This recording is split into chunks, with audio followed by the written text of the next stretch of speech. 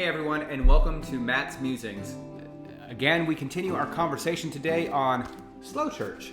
Today, we have the rather ambitious goal to take on what they call the second course, subtitle Ecology, and that's going to be chapters 5, 6, and 7, I believe. They begin this section with what's called Wholeness. And in this chapter and in the following chapters, what the authors go about doing is trying to connect our lives.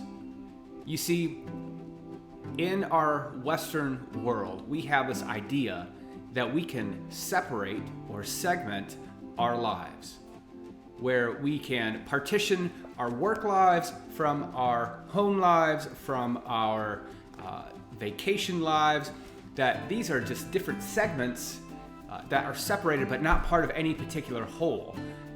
And you can see this not just in the way that we live individually, but even corporately, especially in the corporate world, from corporations to governments to other large entities where we have different wings that are specialized in various things, but never ever really working with one another. They are separated as if they're not connected. In this chapter and in following chapters, these authors remind us that God has created us as whole individuals where everything is connected, everything is spiritual, everything will be reconciled in Christ, as Paul tells us in Ephesians and in Colossians and elsewhere. That what you do at work affects who you are at home, and your friendships and your family, and vice versa, and that all of these things are connected.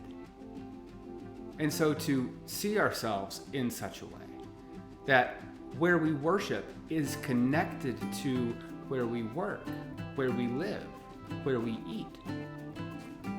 So they begin chapter 5 talking about wholeness, the reconciliation of all things, outlining how this happens, how this has been shown in our society to not be the case of wholeness, where we are striving for things that are not holistic.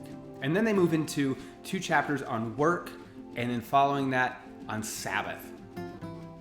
And so on work, they show how we have separated our work lives, how through various philosophies, with political philosophies and philosophies on economics, how workers have become cogs in a machine, and how those who are at the upper echelons of society, the CEOs, oversee this machine-like corporation. But this process is dehumanizing. So they talk about work, not that work has been done away with in Christ, but rather that there is such a thing as good work, that there is work worthy of our time. There is work that is for us to do. That's a good thing. Work isn't a result of sin. Sin just separates us from what work should be, ought to be. It makes work dehumanizing. Good work connects us with one another. Good work seeks to provide justice for our neighbors, equity, equality, so that we have all that we need and more, and that there is plenty to share. And then on the heels of that, the authors go into Sabbath. And that Sabbath is most important, in that it is that time where we are able to sit back and reflect on how God has provided more than enough for us, that we are not rulers of this world, but rather we live our lives by the grace of God. That God has provided more than enough, that God oversees in our lives and lives of others. And so we can relinquish that control. And as hard as that might be, it is possible to take a step back, to put the phone down, to spend some we time with your family and friends, and not on your iPhone, and to build and cultivate relationships in your life.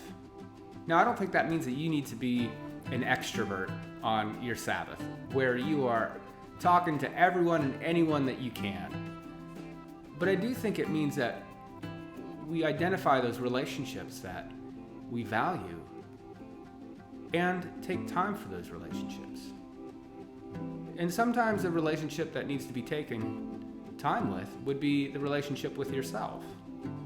That there is a time where you need to step back from all the happenings in the world and in your life and take some me time. But don't stay with that me time. That me time needs to turn into us time so that we can spend time together. I hope you've enjoyed this section of Slow Church. I know that I have. So question for you, viewer. What ways do you observe rest? A Sabbath kind of rest? Is it the traditional fashion where you set Sunday aside to go to worship and then to do Sabbath-like activities through the rest of the day? Or perhaps you're like me, where Sunday is my work day. So I find that I need to take time away elsewhere throughout the week. For me, that's Friday. I take my Sabbath on Friday. I put my device down best I can, step back from emails, and take a Sabbath, rest. So how about you? What do you do for your Sabbath? You can let me know through the comments below. Be sure to like the video and share it, and I will see you next time.